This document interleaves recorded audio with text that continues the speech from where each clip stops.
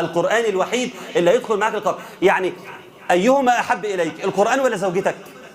أيهما أهم في حياتك، القرآن ولا أولادك؟ يجب أن يكون القرآن، لأن القرآن هيدخل معايا قبري. زوجتي لحد باب القبر وشكرا، أولادي لحد باب القبر وشكرا، ولكن القرآن سيدخل معك قبرك. تديله قد إيه؟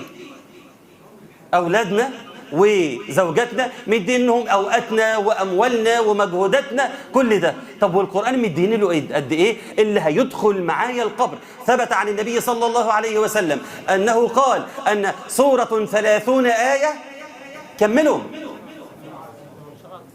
حجت عن صاحبها في القبر. الله، حتى شفعت فيه سورة دخلت معايا القبر، سورة تبارك هتدخل معاك القبر وتشفع لك وتحافظ عليك جوه. فحقيقة مقصرين.